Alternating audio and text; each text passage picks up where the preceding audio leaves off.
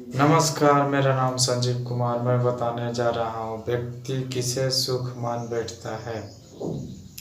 व्यक्ति वैसे बातों से सुखी हो जाता है जो कि वास्तव में सुख नहीं है, या वैसे चीज़ों से सुखी हो जाता है जो वास्तव में सुख नहीं है। व्यक्ति के जीवन में सुख वह है जो उसके ज़िंदगी में शांति लाता हो या प्रेम भाव से रहता हो। और ये सब अनुभव करने के लिए, ये सब का सुख पाने के लिए उसको इस दुनिया में होना होगा, और इस दुनिया में शांति से रहना और प्रेम के साथ रहना, एक दूसरे से सही से बातचीत करना। लेकिन कुछ व्यक्तियों का अलग अलग सोच है, वो अलग अलग बातों को सुख मान लेते हैं। कोई आध्यात्मिक है तो आध्यात्मिक बातों को ही सुख मान लेते हैं, और वो एक तरफा बातों पर ध्यान दे देते हैं, जिस वजह से पारिवारिक जीवन में दुख तकलीफ परेशानी बाधाएं आ जाता है।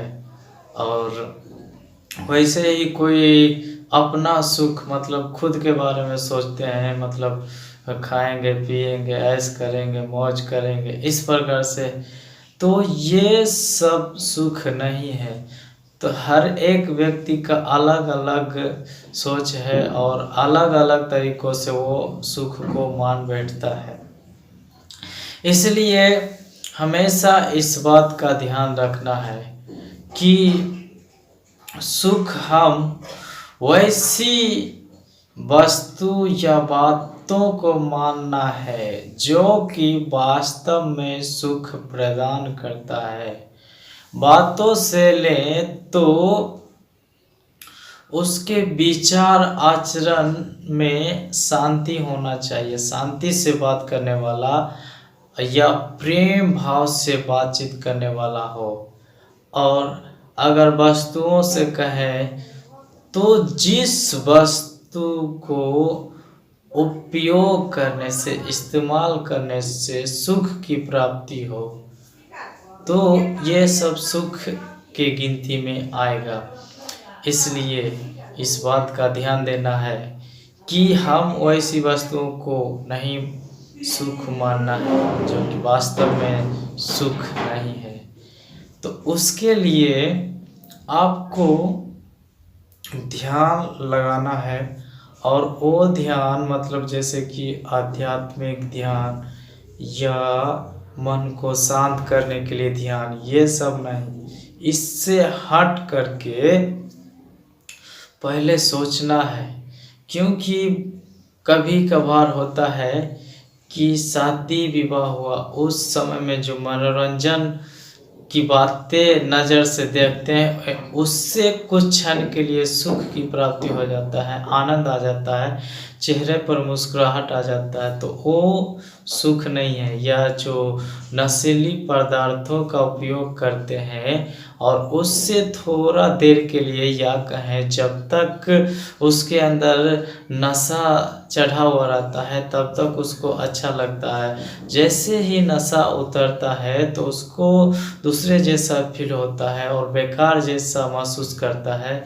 तो ये सब क्या आनंद है या सुख है? नहीं, ये सब बेकार की बातें हैं, फालतू की बातें हैं।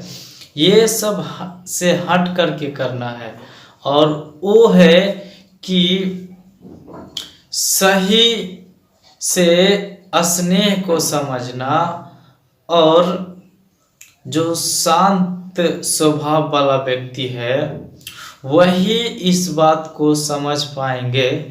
क्योंकि देखिए, जो क्रोध करने वाले व्यक्ति हैं वो भी खराब नहीं, लेकिन कहा जाता है कि क्रोध करना है लेकिन पाप नहीं करना है।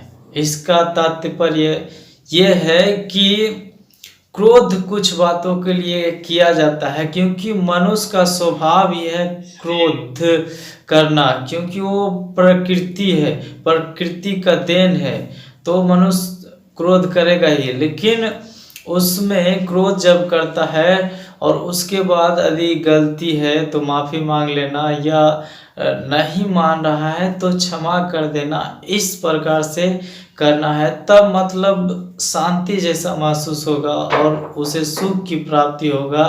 क्योंकि उस क्रोध की आग में जलते रहेंगे, जलन रखेंगे तो तकलीफ मन में आएगा, और मन में तकलीफ आएगा तो शरीर बेकार होने लगेगा और कोई काम करने में मन नहीं लगेगा।